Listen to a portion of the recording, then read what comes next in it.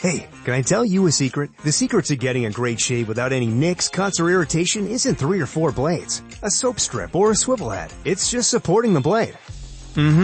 Yeah, it's just supporting the blade. Don't let it flex or bend. That's the secret to limiting shaving irritation. At Henson Shaving, we use our 20 years of aerospace manufacturing to keep the blade from moving. It's not the coolest answer, but it's the right one. To learn more and to get 100 blades for free, go to hensonshaving.com/holiday.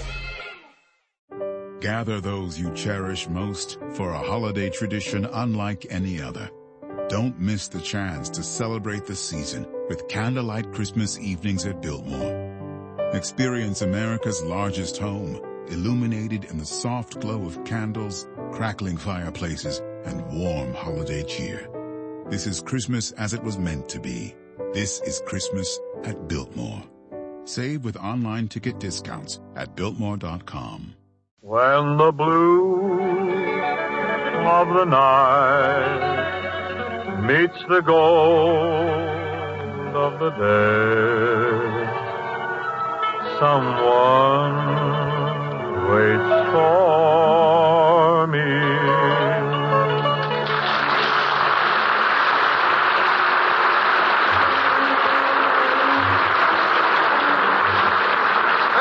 Carpenter welcoming you to Philco Radio Time, produced and transcribed in Hollywood with John Scott Trotter, his chorus and orchestra, the Charioteers, Skitch Henderson, and starring Bing Crosby.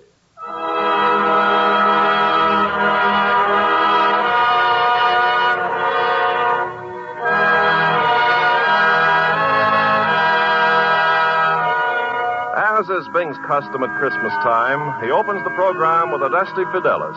And as usual, he will sing it first in Latin, and then with the studio audience joining him, singing it in English. Yes, Ken, I think it would be very fitting if our guests here would join in a chorus. Come all ye faithful. Bing, I think it'd be nice if the home folks, the folks listening in all over the world, would join in, too. Oh, it would indeed. Gather round, folks, wherever you may be, and help us sing this eternal hymn. Adeste Fidelis, Laeti triumphantes, venite in Bethlehem. Natum videte,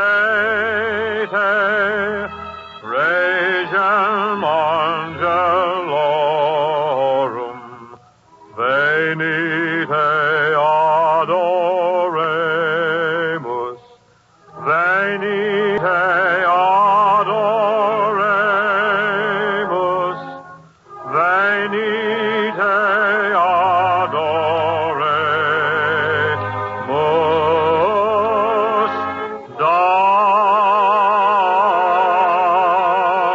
Dominum. And now everybody in the family key.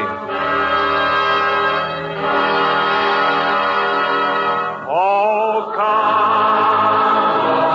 ye angels, joyful and triumphant. Oh, come ye to Bethlehem.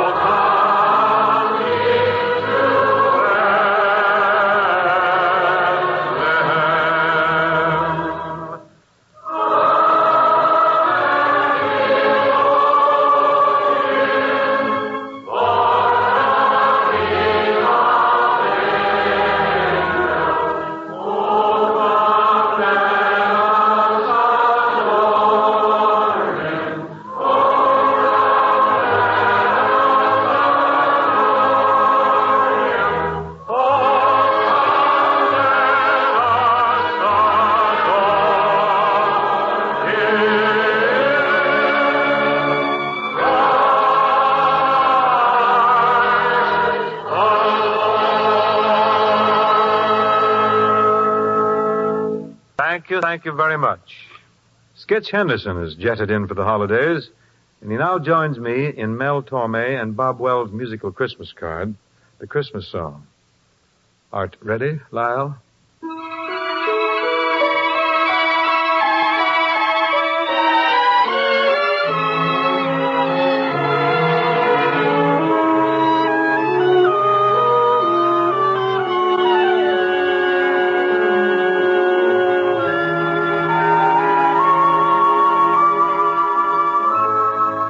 chestnuts roasting on an open fire.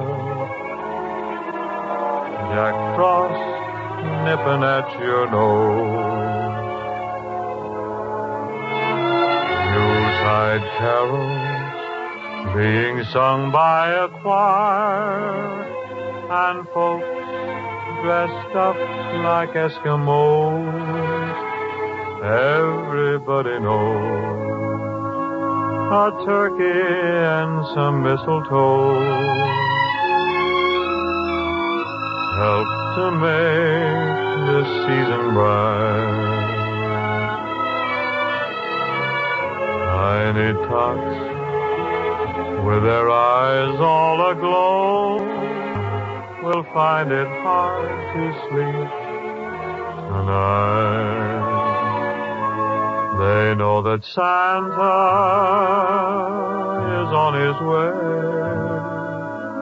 He's loaded lots of toys and goodies on his sleigh. And every mother's child is gonna spy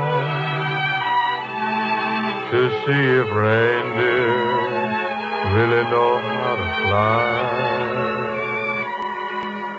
And so I'm offering this simple phrase to kids from 1 to 92.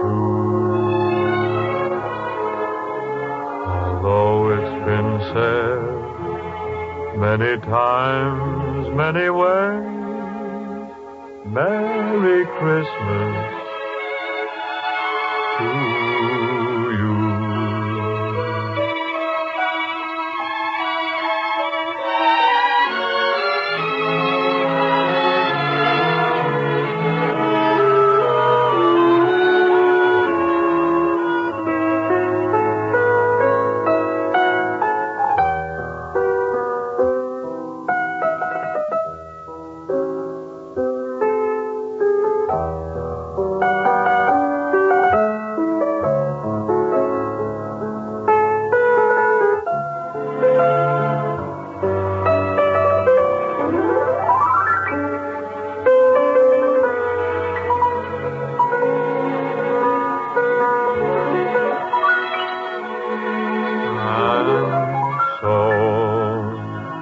Offering this simple phrase to kids from 1 to 92. Although it's been said many times, many ways, Merry Christmas to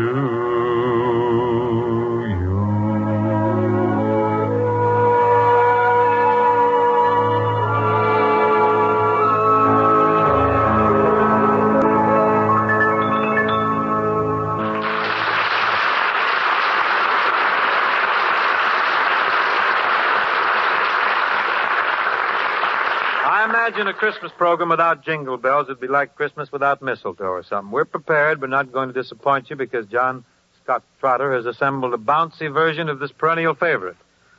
Looking at my libretto here, I see there are parts for the charioteers, the vocal group, sketch, and oh yes, Crosby catches a cadenza or two. Matter of fact, I open the affair vocally. Roll 'em, John. Jingle, jingle, jingle, jingle, jingle. Jingle bells, jingle all the way. Oh, what fun it is to ride in a one-horse open sleigh. Jingle bells, jingle all the way. Oh, what fun it is to ride in a one-horse open sleigh. Dashing through the snow in a one-horse open sleigh. O'er the fields we go, laughing all the way. Bells on bobtails ring, making spirits bright. What fun it is to ride and sing a sleighing song tonight.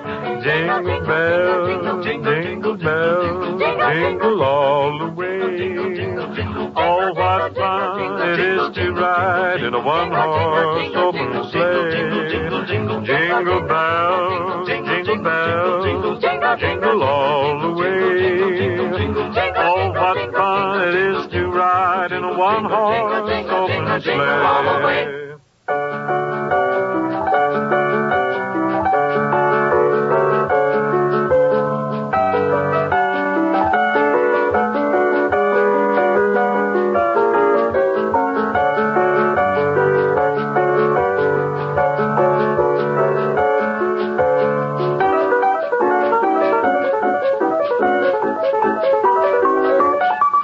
jingle, jingle all the way. Oh, what fun it is to ride in a one-horse open sleigh. Jingle, jingle, jingle, jingle all the way.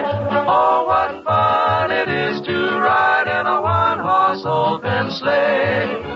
Jingle bells, jingle bells, jingle all the way. Oh, what fun it is to ride in a one-horse open sleigh. Jingle bells, jingle all the way. Oh, what fun it is to ride in a one-horse open sleigh.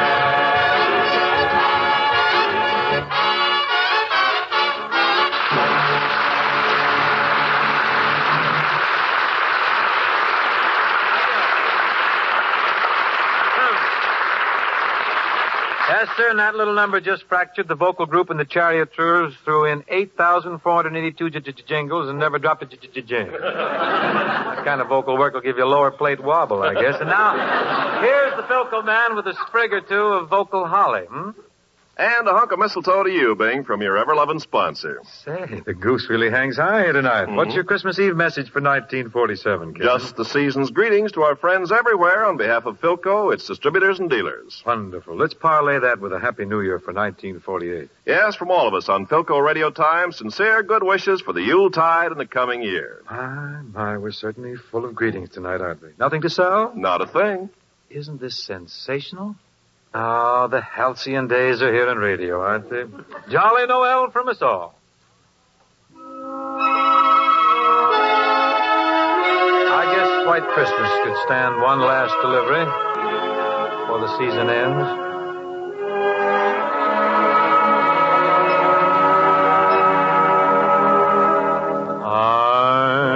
I'm dreaming of a white Christmas, just like the ones I used to know, where the treetops glisten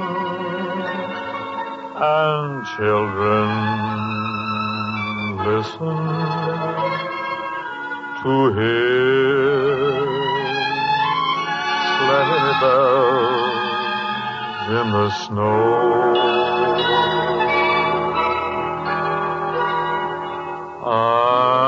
I'm dreaming of a white Christmas with every Christmas card I write.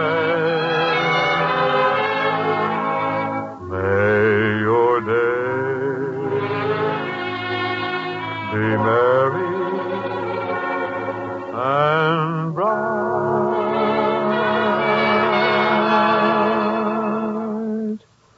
and may all your Christmases be white.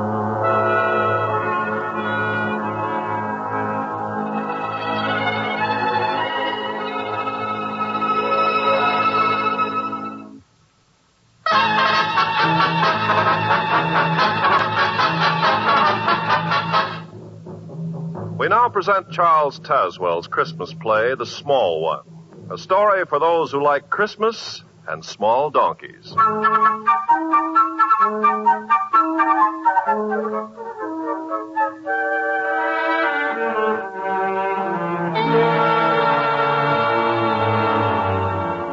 The same winter sun that dances on the winter snows up north sprawls indolently at ease in the thick white dust of El Camino del Norte, Old Mexico. A passerby, weary from the heat, has paused to rest in the cool, dripping shade of a pepper tree and has dropped off to sleep. He's suddenly awakened by the shrill voice of Pablo, aged 10, who stands with bare brown legs wide apart in the center of the road and bitterly addresses a small, discouraged, disreputable donkey. A donkey. A donkey you call yourself a stupido. Fine animal with 4 stout legs, one on each corner. A most splendid tail to shoo off the flies. And a most handsome head stuck on the front to point the way you're going. I see. And what use do you make of this excellent equipment the good God has given you? Nothing.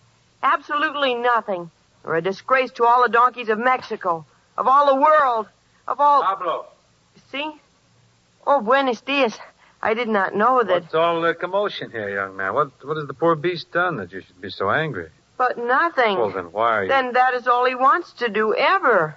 Here it is but 2 days until Christmas, when a load of wood could be sold in the village to buy gifts and a candle.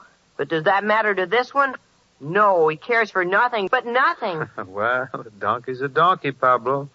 They're all the same. But why? Why of all beasts should a donkey be so stubborn? Stubborn? Oh, no, Pablo. That's wrong. But he's always... I know. Everyone says they are. They curse them and they belabor their backs with sticks and they call them stupid, but that's because they don't know the truth about little donkeys. The truth? Yes. It's really not stubbornness, but pride that makes small donkeys so aloof. No wind, sun, rain, pain, or adversity can touch them. You see, their pride is a shield against all the discomforts man or the elements can offer. But what has a donkey to be proud of? Oh, a great deal, Pablo. Bring your small beast over here in the shade. I'll explain. Come along, Cupido. Listen. Listen, Pablo, do you hear that? Only a small donkey can make that sound with his hoofs as he walks on the stones of the road. No other beast can do it. Sit down. Sit down, my son. Si, senor. Now, as I was saying, people are all wrong about small donkeys. A very long time ago, a great honor came to one of them, an honor so great that it lifted him and all his descendants to an exalted place. A place that you or I or all the world might envy. Ever since that time, every small donkey has been content to stand and drowse in the sun or the shade. For he alone of all animals, of all men, has already fulfilled his destiny. His destiny, senor? Yes. You see, once upon a time there was a small donkey. He was 14 unhappy years old, and he had worked hard and long for at least twice 14 masters. He was battered and scarred, and he presented a most distressful appearance. His tail was naught but a piece of limp rope unraveled down at the end. One of his ears stood straight up like a cactus plant, while the other hung drooping like a wilted cabbage leaf. His off hind leg had a decided stiffness.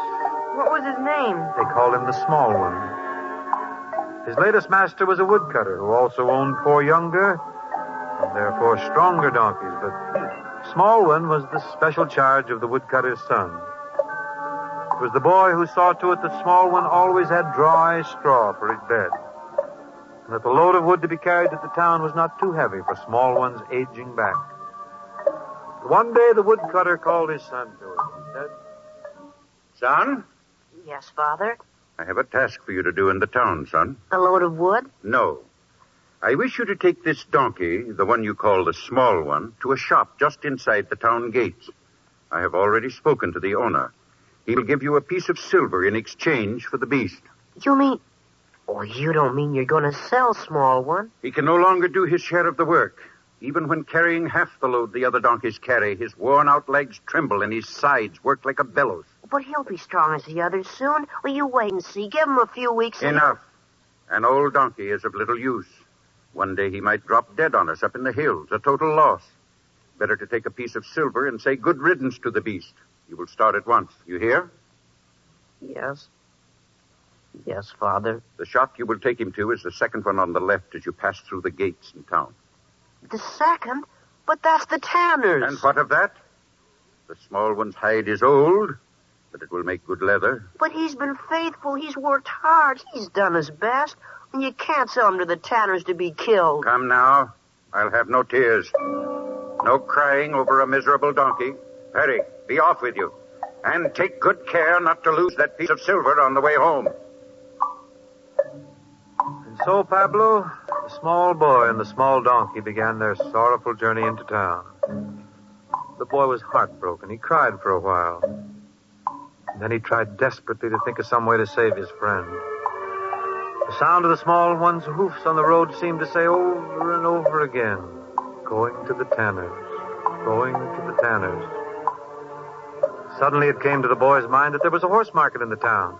If he could sell the small one to some new and kind master, the little donkey would still live, and yet the father would also have his piece of silver. Well, it was early afternoon when the boy and the small one passed through the town gates and down the narrow, twisted streets to the marketplace.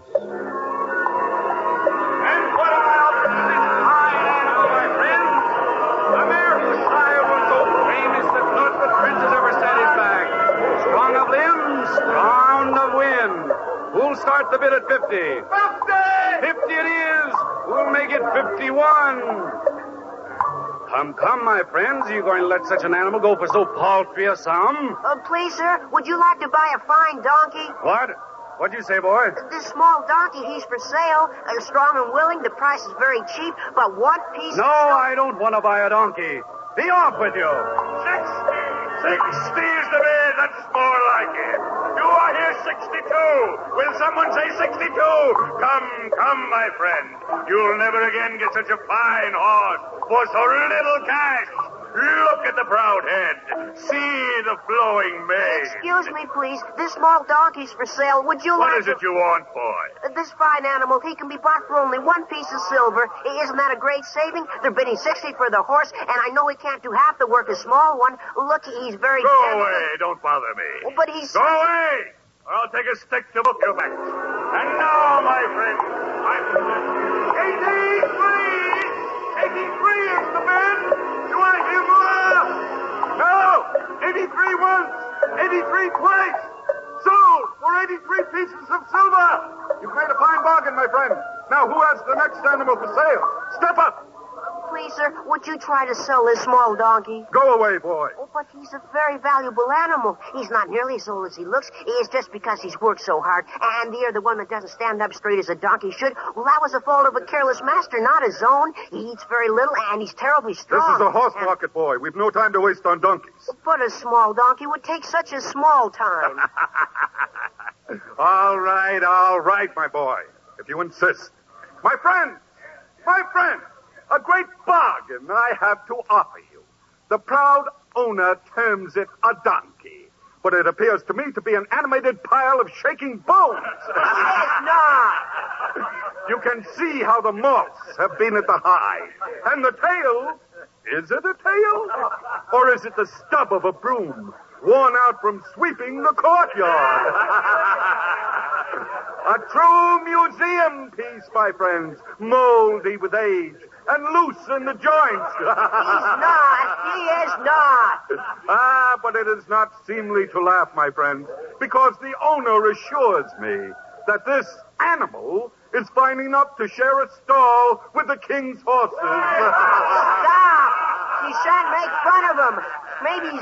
Maybe he's not as handsome as your animals, but he's better. He's a lot better. Small one deserves to be in a king's stable. All right, boy. Take your donkey and move along. We've got business to attend to. Hurry up, off with you. Now that we've had our fun and disposed of the king's donkey, my friends, I want to call your attention to these two fine Arabs. And so the boy and the little beast left the marketplace, Pablo. The hours were slipping swiftly by, and the boy knew he must start soon for home, and that he must have the piece of silver to give to his father. He tried stopping people on the street. He inquired from door to door, but no one wanted to buy a small, tired donkey. The sun was sinking fast when he came at last back to the town gates, and he stood before the tanner's door. The boy's face was tear-streaked. The small one's head drooped so low that his limp ear almost touched the ground. The boy said goodbye to his small friend, and he asked forgiveness for what he had to do, and there was understanding in the little donkey's eyes. And then, just as the boy was lifting the latch of the tanner's door, a voice spoke to him. My son, Yes, sir. I have a great favor to ask. Are you the owner of that small donkey? Oh, yes, sir. I have a long journey to make. My wife is not well. I have great need of a strong, gentle animal to carry her safely. Well, small one's very strong and very trustworthy. Yes, I can see. Would you sell him to me? Yes. Oh, yes, sir. But for 1 piece of silver. 1 piece of silver? Is that too much, sir? Too much?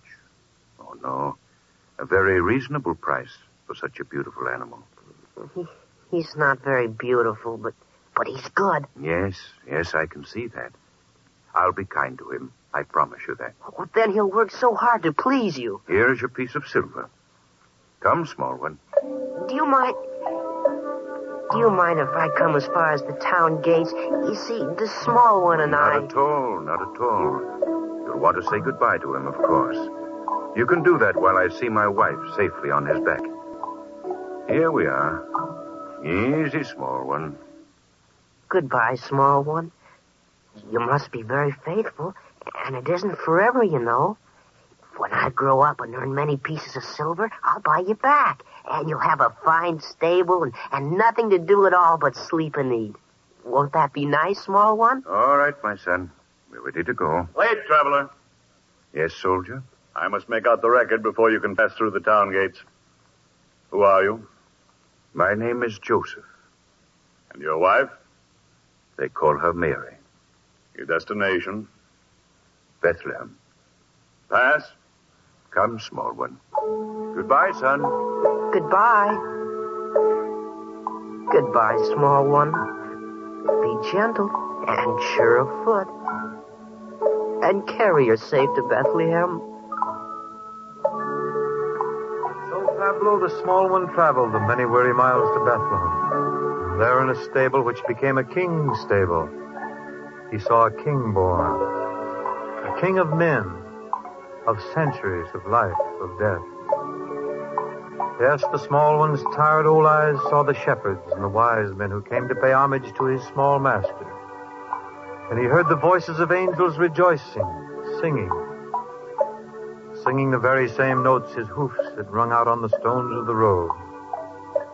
And then it came to pass that all those who had laughed at his ragged coat, his limping gait, and his drooping ear, they all envied the small one, for he was part of a great miracle. It was a long, long time ago, Pablo, my son, but today all small donkeys stand and they dream, especially at Christmas time. They dream of the small one of Bethlehem.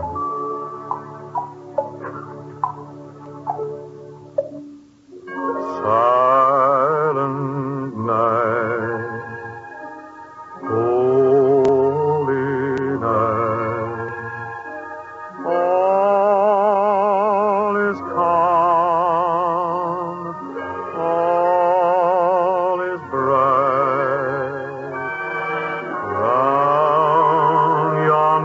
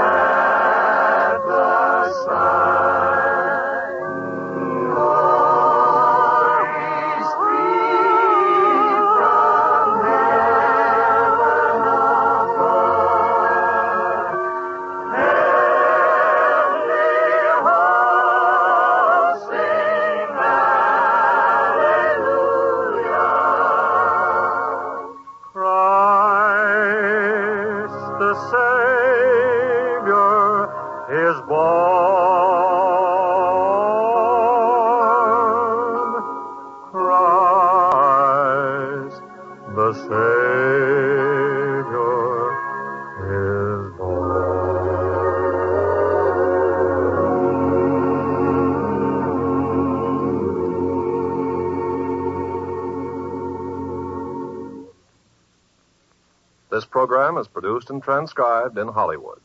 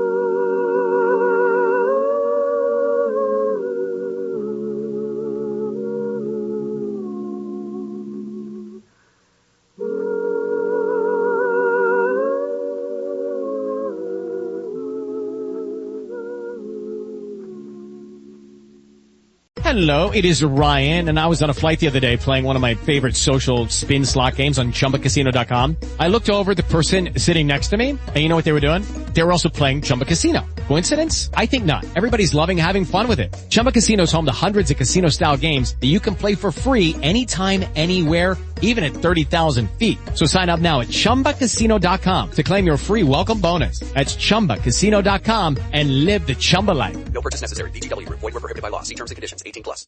With Lucky Land Slots, you can get lucky just about anywhere. This is your captain speaking. We've got clear runway and the weather's fine, but we're just going to circle up here a while and get lucky. No, nothing like that. It's just these cash prizes add up quick. So I suggest you sit back, keep your tray table upright, and start getting lucky.